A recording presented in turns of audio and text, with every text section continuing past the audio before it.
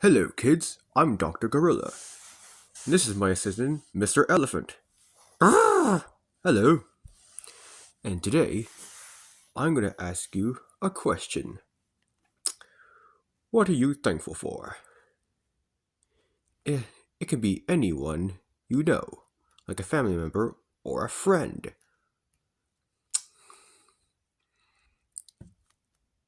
or something that someone does. You can be thankful for your mom or your dad, or your brother or your sister, or your grandma or your grandpa, or your uncle or your aunt, or even your cousin, or even, like I said, your best friend, or one of your closest friends.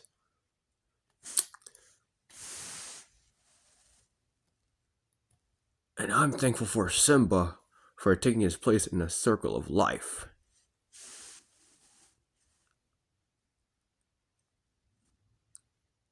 Mm-hmm.